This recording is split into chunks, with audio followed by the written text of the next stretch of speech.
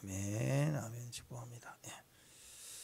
자, 25장은 다윗의 성가대 조직이죠. 성가대 조직하는 내용입니다. 성가대 그랬더니 또 대 그러니까 군대 생각나죠. 우리 뭘 생각하면 되냐? 군악대. 그러면 좋은 것 같아요. 왜냐하면 성가대 조직하는 걸 다 보니까 무슨 군대 수준으로 조직을 했어요. 오히려 지금 이제 국가 행정, 군사, 외교 이런 그 왕으로서 국가 일을 하기 위한 일을 행정부 일을 주관하는 것처럼 군대 조직한 것처럼 이렇게 조직하는데 특별히 성가대 조직할 때를 보면 굉장히 군대 조직한 것 같다. 그래서 또 우리 군악대 생각하면 좋을 것 같아요. 성가대 복을 딱 입고 섰는데 우리 성가대 가운 입고 서는 것처럼 섰는데 그게 차라리 군복 입고 섰다. 군복 입고 섰다. 이렇게 생각하면 이미지상에 그게 좀 바른 모습 같아 보입니다. 군대의 군사력 그것하고 성가대 찬양의 능력 거의 동격으로 이렇게 여겼다 이런 생각을 가졌다 이렇게 생각해 볼 수 있을 것 같아요. 1절 한번 해볼게요. 1절 읽습니다. 시작. 다윗이 군대 지휘관들과 더불어 아삽, 헤만, 여두둔 자손 중에 구별하여 섬기게 하되 수금, 비파, 재금을 잡아 신령한 노래를 하게 하였으니 그 직무대로 일하는 자의 수요는 일하다. 이게 쭉 나와 있습니다. 그러니까 군대 지휘관과 더불어 그랬으니까 성가대를 뒀는데 군대 수준으로 뒀다. 그래서 왼쪽 군대, 오른쪽 군대 그런 것처럼 성가대가 거의 군대 수준인 거예요. 그래서 한쪽 군대는 진짜로 총칼 들고 있고 한쪽 군대는 악기하고 목소리를 준비해서 미사일 쏜다. 그러면 막 예언을 쐈다. 신령한 노래를 쐈다. 뭐 이렇게 보면 될 것 같습니다. 그래서 우리가 기도할 때 보면 간절히 소원을 가지고 기도할 때도 있지만 때는 전투적 기도를 할 때가 있잖아요. 그럴 때 보면 우리의 기도와 찬양이 막 하나가 돼갖고 막 올라가잖아요. 하프앤볼, 금대접, 그죠? 나팔 소리, 거기에 기도가 담겨서 하프 소리가 함께 올라가는 거예요. 그래서 막 주님께 올라가는 모습을 우리가 하프앤볼 그러잖아요. 그처럼 전투적으로 막 미사일을 쏘는 것처럼 기도할 때 또 이렇게 찬양할 때 예언적으로 하나님 앞에 막 올라갔다. 그래서 군대 조직 똑같아요. 영적 성가대 조직. 그래서 이런 성가대가 신령한 노래로 악기를 막 무기를 잡고 미사일을 쐈다 그런 것처럼 재금, 비파, 수금을 딱 잡고 신령한 노래를 쐈다. 예언을 했다. 약속이 이루어집니다. 이 말씀이 이루어집니다. 하고 미리 가진 말씀을 장전해 가지고 막 쏘는 거예요. 막 미사일을 쏘듯이 준비된 말씀을 진실로 약속대로 오시옵소서 하고 막 쏘는단 말이에요. 그래서 군대 지휘관과 더불어 이렇게 대등하게 성가대 대장들을 세워서 조직을 두었다. 여러분 이스라엘의 그 뿌리 지금도 시작을 다 모세로 보죠. 모세의 시대에 대단했죠. 율법의 시작입니다. 근데 그 모세의 시대에는 성가대가 없었어요. 모세 시대에 조직이 있었지만 그 조직은 레위인의 조직, 하나님의 성전을 섬기기 위한 제사장 조직 이건 있었어요.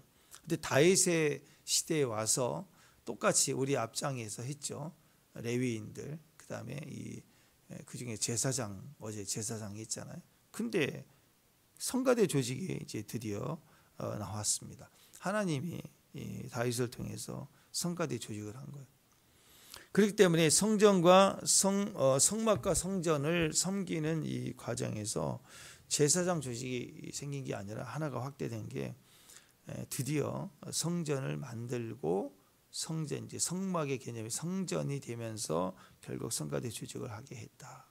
그러니까 성전의 형태는 솔로몬 때 만들지만 모든 재료와 준비를 다 마치고 그리고 성전이 짓자마자 그때부터 성가대 조직을 한 게 아니라 이미 입주하자마자 예배가 성가대로 같이 들어가도록 이미 조직을 하고 이미 시작을 다 한 거예요. 예배를 시작해버린 거예요.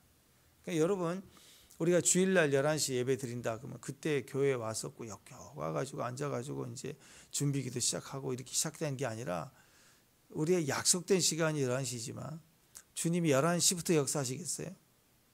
그죠? 주님은 항상 그 전에 이미 미리 전날 주를 향한 마음을 가질 때부터 이미 시작을 하는 거예요.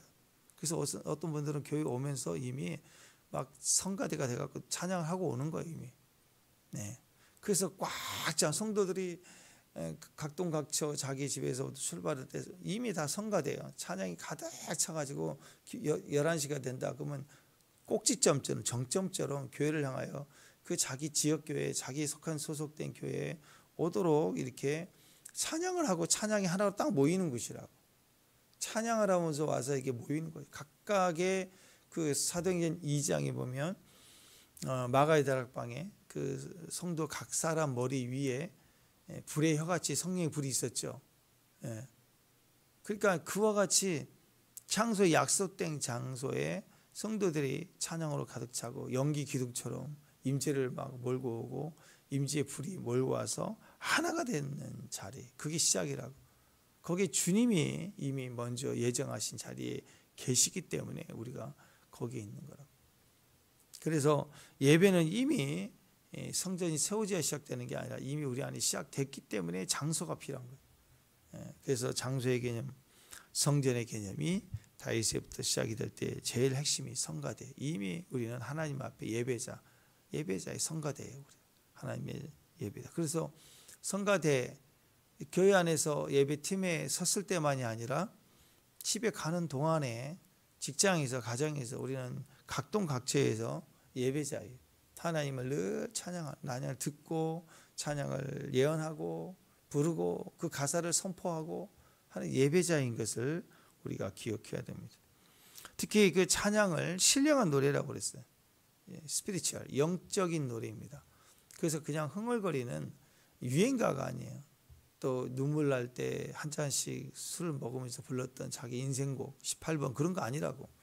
우리는 하나님 앞에서 신령한 예언적 약속의 말씀을 가진 찬양입니다. 날성검을 예언하고 대언하는 자들입니다. 그래서 다윗이 그런 목적을 가지고 이제 군대적인 예배 안에 군대들을 세웠어요. 예배 안에 기도 안에 군대 영역을 세웠다. 그게 바로 성가대 조직을 했다. 그런 의미로 우리가 생각할 수 있습니다. 자, 여기서 보면 중요한 의미가 그겁니다. 성가대 그러면 우리가 인간적으로 또는 상식선에서 보면 성가대를 어디 앞에 누구 부서에 둬야 되냐? 성가대는 행정부, 외교부, 뭐 군대 어디다 둬야 돼? 성가대는 어디다 둬야 돼요? 위치상 제사장 밑에 둬야 돼요. 제사장의 권한을 주관을 받으면서 제사장의 레위인들, 제사장들 예배를 집리하는 제사장 부서에 이제 성가대를 둬야 된다고. 그게 순서적으로 맞는 거죠. 뭐 행정부에 외교부에 넣겠어요? 어디다 넣겠어요? 거기가 맞죠. 그런데 다윗은 이 성가대 조직을 누구 밑에 뒀냐면 왕 직할로 왕의 바로 밑에 군대 조직, 군대 장관이 있는 것처럼 성가대장을 거기다 둬버렸다고. 예. 자, 6절 한번 읽어요. 6절. 자, 6절 있습니다. 시작. 이들이 다 그의 아버지 지휘 아래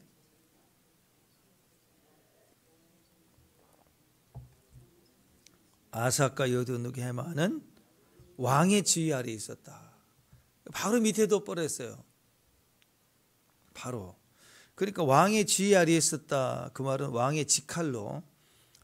그래서 정확하게 이건 무슨 의미하죠? 뭘? 그럼 제사장 밑에 두면 일이 잘 안 되고 또 이렇게 좀 이렇게 위치가 약하니까 성가대를 높였느냐 그런 개념이 아니죠. 다윗이 그걸 말하는 게 아닙니다. 다윗이 왜 왕의 직할로 뒀어요? 다윗의 마음에 예배의 마음에 반응이 있을 때마다 순발력이죠. 바로 표현하면 바로 즉각으로 찬양으로 고백되고 선포될 수 있도록 순발력입니다. 아주 속도죠, 속도. 예.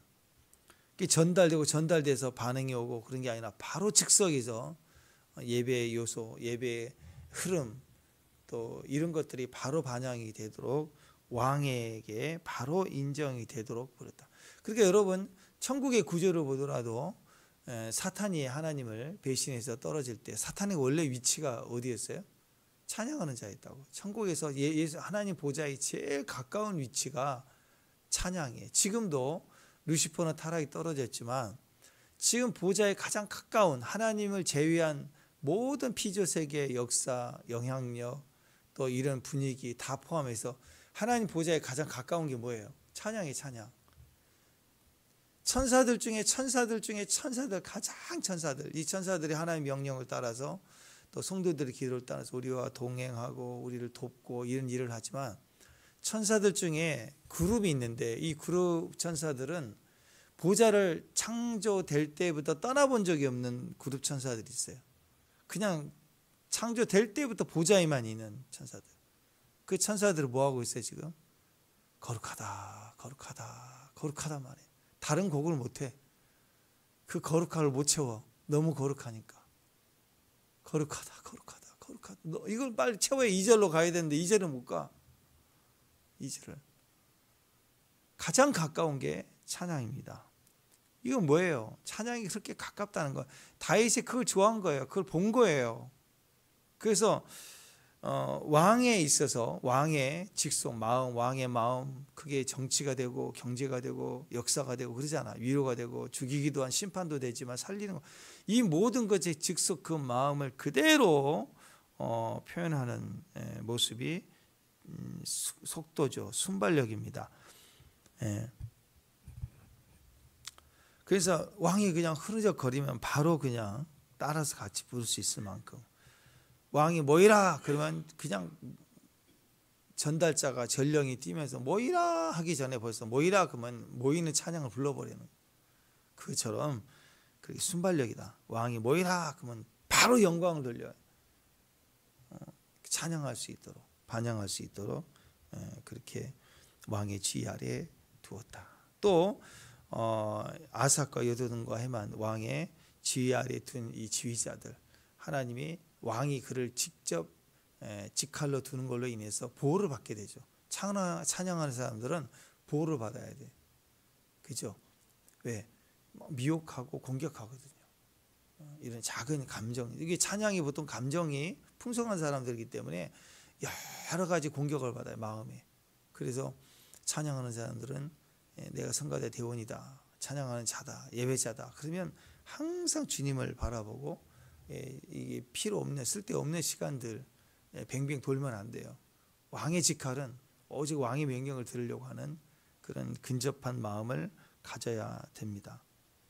그래서 다윗은 또 다윗 입장에서 보면 다윗은 군대의 힘, 사람의 힘보다도 찬양의 힘을 의지했다라고 볼 수 있어요. 왜냐하면 도망자의 삶을 살 때도 그 자신을 지킬 수 있었던 유일한 방법은 그 굴 속에서 나올 때마다 찬양을 하잖아요. 찬양. 다윗의 예배, 광야의 그 예배를 잊지 못했던 거예요. 왕이 된 이후 이 나라가 움직일 힘이 어디가 있느냐? 찬양이 있는 걸 안 거예요. 찬송의 힘. 그 찬송 생활의 권능이라는 책 있잖아요. 그 얇지만 한번 읽어보십시오. 거기 보면 여러 사례가 나와요. 그 책의 위대함이 여러 사례들, 실제적인 사례들, 각각 다른 사례들. 병들고 사고 나고 막 그럴 때 그가 반복적으로 찬양한 적을 계속 반복해서 외치고 찬양을 불렀더니 하나님 권능으로 막 역사했던 결과들, 막 군대가 나라가 막 나오잖아요. 막 그런 일들. 그러니까 찬송 생활에 권능이 있어요. 다윗이 그걸 통해서 이겨냈어요. 그러니까 그 나라가 찬송으로 이겨내야 된다. 그래서 찬송의 힘을 회복했다라는 그것을 조직해서 내가 경험했던 것을 조직해서 이것을 공적으로 역사하겠다는 거예요. 공적으로. 여러분이 기도의 힘을 분명히 알고 있다면 여러분이 주관할 때 기도의 모임을 통해서 그걸 조직적으로 사용할 수도 있지 않겠습니까? 그래서 우리가 우리 안에 있는 또 어떤 사람은 이걸 또 선교로 풀어요. 선교를 갔다 오면 변화가 일어나고 그냥 갔다 온 건데 또 어떤 사람은 기도하고 전후가 다르고 어떤 사람은 예배의 전후가 달라요. 한 번에 그 예배가 발자국이 세상을 뒤집어 놓더라는 거죠. 그래서 우리가 이것들을 내 안에 능력으로 경험하고 분명해지면 그걸 내 안에 원칙으로 이렇게 삼을 수가 있다라는 거예요. 다윗의 측근, 그러면 다윗의 측근 누구예요? 성가대. 항상 옆에는 뭐가 있어요? 찬양이 있었다. 여러분은 항상 여러분 옆에 측근이 누구예요? 성가대. 이어폰 꽂고 다녀야 돼. 찬양해야 돼. 또 많이 꽂으면 또 귀가 안 좋아진다니까. 큰 걸 쓰든지 헤드폰을 가지고 다니지. 하여튼 집에 들어가면 찬양을 잔잔하게라도 틀어놓으세요. 그러면 내가 따라 부르게 돼요. 머리에 남기면 들어가면 계속 불러지게 돼 있습니다. 찬양을 항상 귀에다가 박아놔야 입에 나와요. 입에 나와야 돼요. 입에 물려야 돼요. 어떻게 물려야 되는가? 이어폰을 입에다 물 수는 없잖아요. 이어폰 같이 입에다 마이크를 댈 수 없잖아요. 이 마음이라는 것은요, 영적인 걸 반영합니다. 동시에 생각과 감정, 혼을 다 반영해요. 지정, 의를 반영합니다. 그래서 이 마음을 잡으려면, 마음이 안 잡힌다. 마음을 잡으려면 입을 잡아야 돼. 입을 가지고 의지적으로 말씀을 물려놓거나 찬양을 부르면 마음은 잡히게 돼 있어요. 근데 입이 가만히 있잖아요. 마음이 흔들려요. 또 부정적인 말을 하잖아요. 마음이 안 잡히게 돼 있어요. 말씀이라는 기준을 말하면 상황이 흔들고 있는 느낌, 감정을 잡을 수 있어요. 여러분과 저의 그 마음의 상태에 우울함이나 어둠이나 또는 눌림이나 압박을 그냥 두면 안 돼요. 상황이 그래서 그런 게 아니라고. 입을 사용하지 않아서 그런 거예요. 제가 늘 말씀드리죠. 우리가 왜 지옥 가죠? 예, 죄 때문에. 근데 아니에요, 이제는. 죄 때문에 간 게 아니라고. 그건 인간이 실패할 때부터 구약까지예요. 신약에 와서는 왜 지옥 가느냐? 죄 때문에. 그 다 마찬가지. 그것은. 그 답이 안 돼요. 뭐가 정답이에요? 예수를 안 믿어서 지옥 간다고. 더 이상 죄 때문이라 말하지 마세요. 상처받아서 그런 거라고. 어두워서 그런 거. 마귀가 세서 그런 거라고. 아니에요. 내가 내 입을 말씀으로 사용하지 않아서 그런 거예요. 그래서 우리가 이제 시각이 예수를 만났으면 예수로 살아야 돼요. 다윗이 위대한 게 그거라고. 율법이죠. 맞아. 율법대로 살아야 돼. 말씀대로. 그건 기초라고, 기초. 그러면 뭐 해야 돼? 행정 조직, 재정 조직, 뭐 여러 가지 원리가 있겠죠. 그리스도의 삶의 모습들이. 그러나 무엇부터 해야 되느냐? 직속으로, 여러분의 직속으로 성가대를 조직해야 돼요. 찬양을 딱 리스트를 꽂아서 말하기 시작해야 돼요. 노래 부르기 시작해요. 악기를 연습하고 훈련해야 돼요. 네. 그럴 때 이제 내가 이기게 되는 것입니다. 기억하십시오. 나의 베스트 프렌드, 나의 측근, 내 오른팔 다 뭐예요? 성가대. 찬양 잃어버리면 안 돼. 찬양. 늘 흐느적거려야 됩니다. 길 갈 때, 혼자 있을 때 흐느적거려야 돼. 볼펜 하나 쥐어지면 막 낙설하고 있는, 무의식적으로 낙설하는 게 다 찬양해야 돼. 찬양.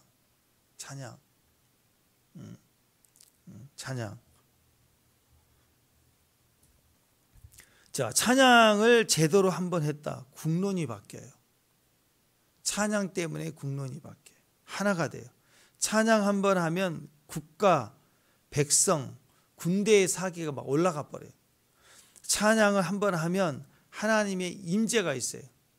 찬양을 하면 매 순간 우리가 이렇게 찬양으로 준비되어 있는 사람, 다윗이었다는 거예요. 다윗. 항상 다윗의 통치에 있어서, 다윗의 나라의 통치에 있어서 음악이 이 찬양에 차지하는 역할, 위치가 직속이었다고. 절대적이었어요. 절대적.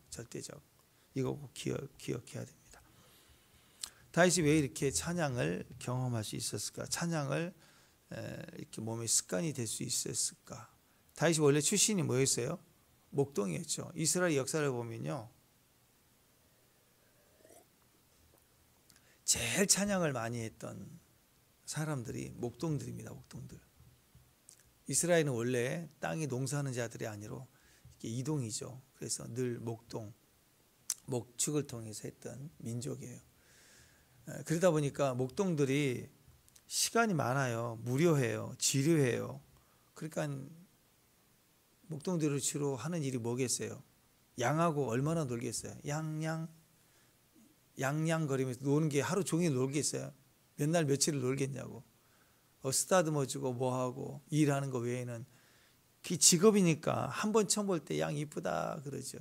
양떼 목장 그 강원도 한번 가보시면 알지만 양이다 그럼 귀여워요. 푸른 초장이 양 생각하죠. 딱 볼 때만 귀여워요. 눈 보면 무섭고 이렇게 지금 얼마인지 모르 3,000원 입장료 내면 이렇게 건쳐 주거든요. 이거 이제 줄로 달려들 때 보면은 막 싸우고 내가 줄놈이 이렇게 있으면 딴 놈이 와가지고 올라타갖고 밀어내버려요. 얼마나 싸움박질을 잘하는지 막 들이받 불만 없이 완전 깡패. 그러니까 그렇게 놀기 좋은 짐승은 아니에요. 이미지가 좋은 거지.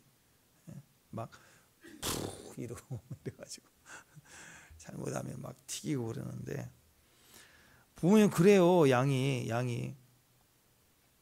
근데 목동들이 양을 이렇게 돌보는데 양하고 하루 종일 놀기도 뭐하고 그렇다고 먼 산 바라보고 멍 때리는 거 커피 한잔 하는 거 좋지요. 근데 그게 매일 멍 때리겠냐고. 얼마나 우울하겠어요. 그래서 이 그 풀피리 만들어서 불기도 하고 또 악기를 가져가서 악기를 연습하고 찬양하고 제일 많이 했던 게 찬양입니다. 찬양. 다윗이 어렸을 때부터 아버지의 양을 치면서 그는 아주 자연스럽게 찬양의 전문가가 돼요. 찬양을 연습하고 훈련하고 노래 부르고. 그래서 여러분 그 스위스 같은 데 보면 요들송 있잖아요. 요들송. 요롤레이 막 했던 거 있잖아요. 그거 잘 안 나오네 아침에. 원래 잘하는데. 근데 그것도 마찬가지예요. 목동들이 그 우리 아리랑처럼 다 목동들 속에서 부르고 막 이런 표현을 하다가 자기 마음을 달래서 흘려 부르는 그 음악이 요들성이라고 뿌리가. 그러니까 자연스럽게 목동들은 기본적으로 노래를 잘해요. 그렇게 했음을 볼 수 있습니다. 다윗이 수금을 타는 실력이 대단했어요. 그러니까 막 연습하고 치고 노래 부르고 입으로만 부르는 노래가 아니라 악기를 연주하는 실력이 다윗도 대단했어요. 얼마나 대단했느냐? 그가 악기를 연주할 때 사울에게 깃든 악령이 떠나갔다 그래요. 여러분 그건 영역만이 아닌 거예요. 24시간 기도하도 막 영적인 파워가 불처럼 이렇게 있다고 할지라도요. 악기 연습이 안 되면 소음이 시끄럽다고. 그러니까 영역이 올라갈 만큼 다윗은 수도 없이 많은 시간을 실력을 악기를 배워서 익숙했다는 거예요. 배워서 익숙하다. 오늘 말씀처럼 배워서 익숙하게 훈련되어 있다고. 훈련된 그 악기를 사용한 거라고.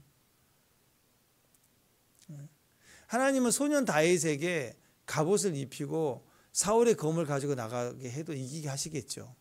근데 하나님 그렇게 안 썼어요. 다윗이 수도 없이 짐승에게 양을 공격하는 그런 사자나 곰에게 늑대에게 집어 던져서 정확하게 맞췄던 돌팔매지 그 기술을 사용했다고 정확하게.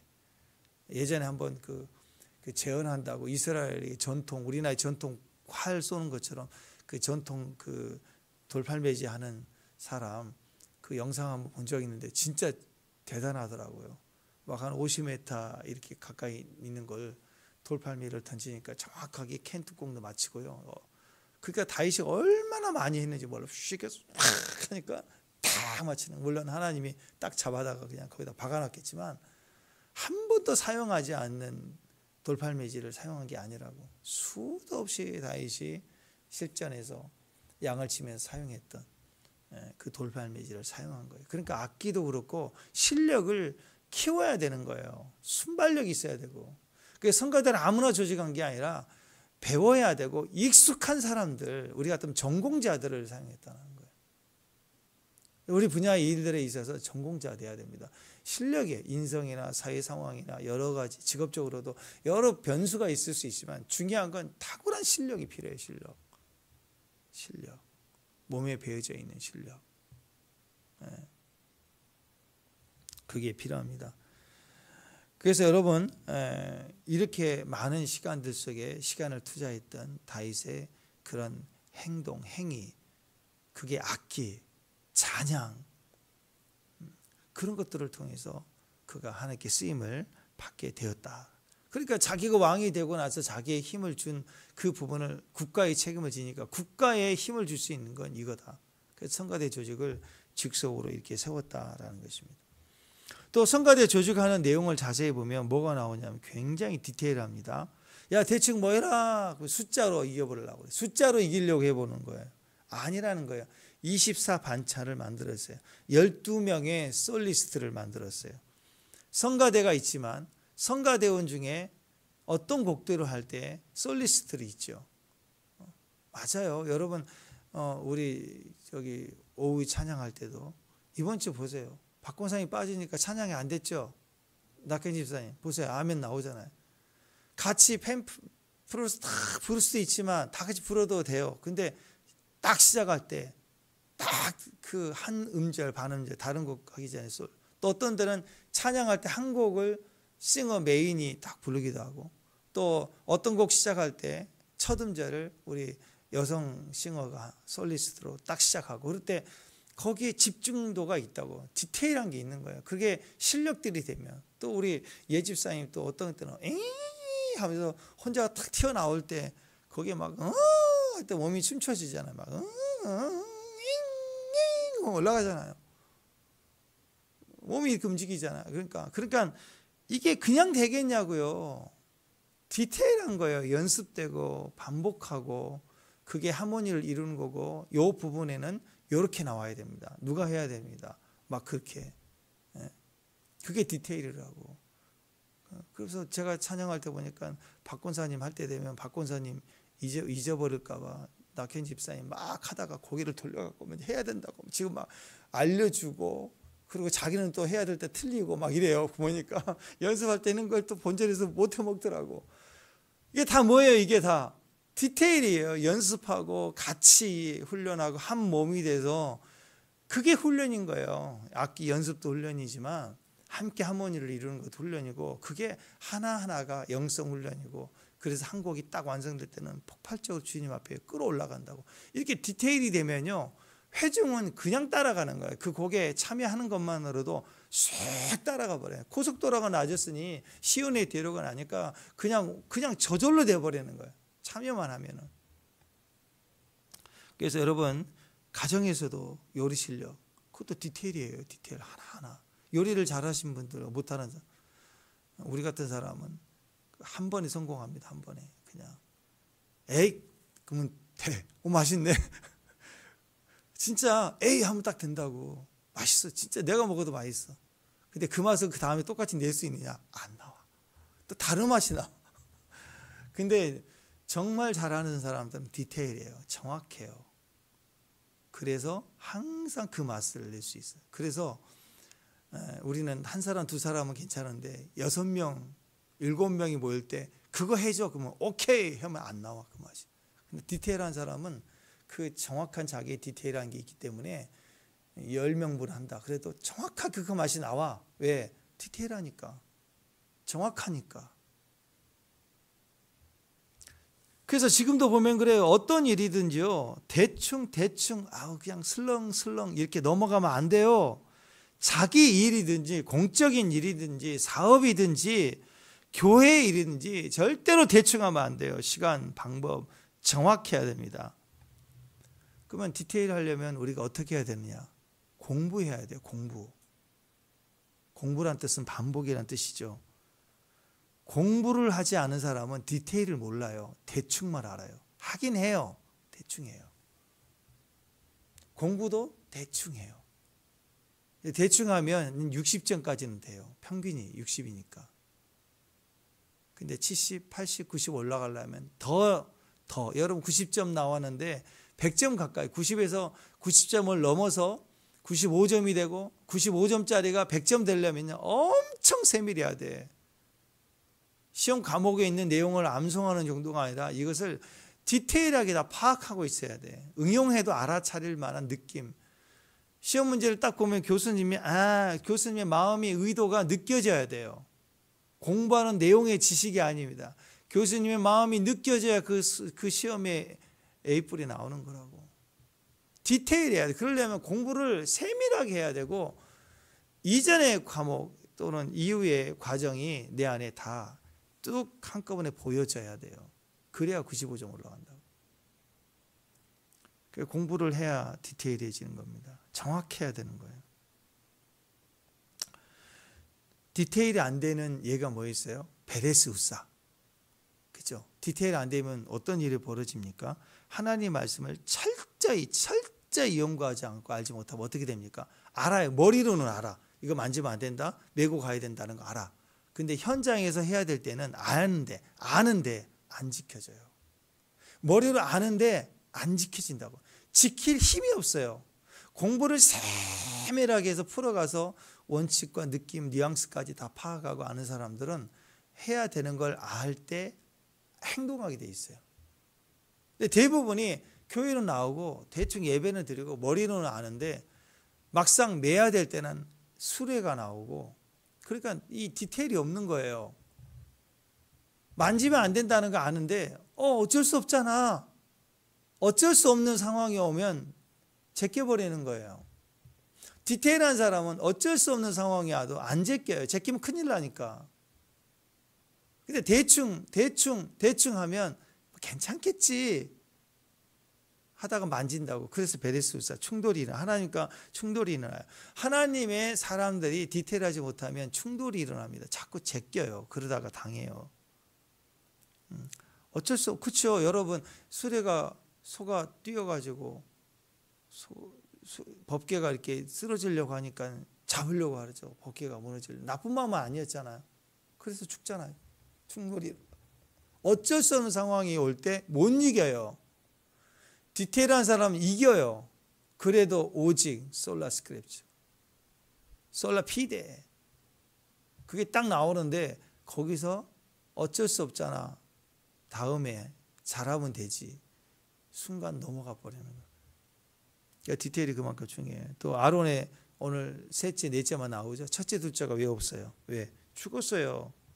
어떻게 죽었어요? 이상한 불 사용했다고. 그러니까 그냥 불에 무슨 브랜드가 있냐, 그 불이 다 그 불이지, 불만 붙이고 제사 행위만 하면 되는 거지. 그래서 무슨 성냥 같은 불로 켰겠죠. 향로 불을 가지고 와서 해야 되는데 대충 그 불로 했다고. 그러니까 이상한 불이다. 나답과 아비후가 죽게 됐다라는 거예요. 그러니까 뭐예요? 디테일이 너무너무 중요하다. 임재가 깊어질 때, 강력한 기름이 부어질 때, 마지막 때가 될수록 교회는 디테일해야 돼요. 더 거룩해야 돼요. 그러면 교회가 거룩해지면 위험해집니다. 디테일해지면 그 거룩은 위험해져요. 그 거룩은 동시에 강력해요. 아나니아 사피라 사건. 왜 지금은 땅값 얼마를 감추어도 죽어나가는 사건이 일어나지 않아요? 지금은 뭐 대놓고 사기치고 신천지에 들어와서 교회 안에서 난리를 치고 사기를 쳐도 떳떳하게 잘 다니고 그러잖아요. 왜 그래요? 디테일이 있어요. 말씀 한 절, 임재의 수준이 지성소 수준처럼 교회가 회복이 될 때, 교회만 와도 막 회개가 터질 만큼 임재가 강력해지고, 그 타미테니 목사님 간증처럼 플로리다에 있는 그 교회 근처에 벤치만 앉아도 사람들이 다리가 두두두 떨렸대. 3개월 동안 부흥이 왔을 때.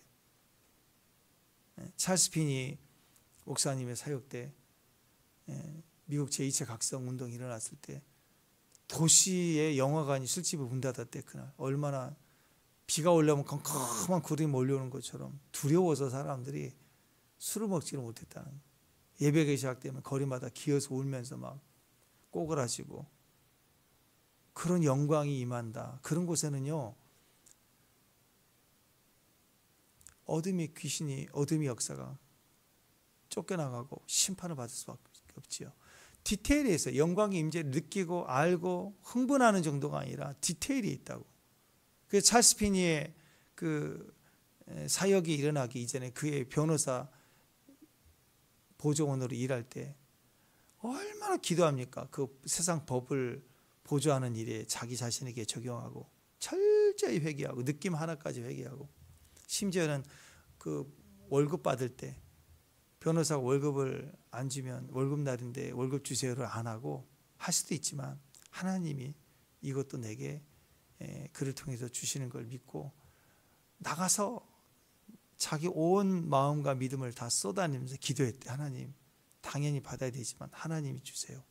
막 자기를 고용한 변호사가 월급날이 딱 일정하지 않았나 봐요. 하여튼 막 기도하면 줄 때까지 기도하고 그래서 점심시간에 잠깐 나가서 수풀에 가서 막 기도하고 그 거룩 하나하나를 제가 이걸 보면서 찰스 스피지 목사님 하나하나를 엄청나게 디테일하게 회개하고 끊어내고 철저히 회개하고 근데 그의 사역에 회개하는 일들이 막 일어나는 거예요. 집단적으로 도시가 막 회개하고 그 영적인 능력은 여기 있습니다. 양이 있지 않고 디테일이 막 목이 찢어져라 외치면서 소나무 뽑는 힘만 느끼지 말고 우리 이제 그런 시대가 아니라 디테일 하나하나 생각 하나 한 음절 내 삶의 한 음절이라도 내가 지켜보고 하나님의 말씀대로 되기를 원하는 마음으로 우리가 집중해 가는 것 그게 다윗의 내용이 아닙니까? 그게 분명히 해서 세워진 왕이니까 자기 직속으로 성과 대를 그렇게 세운 거고 자기 직속에 둔 이유는 신속하게 정확하게 하나가 돼서 대충 이렇게 얼렁뚱땅 그렇게 하지 않았다라는 거죠. 찬양에 대해서만큼 날선 목소리가 됐으면 좋겠습니다. 분명한 예배의 곡을 부를 수 있는 디테일한 저와 여러분 그 믿음의 종들 되시길 바랍니다.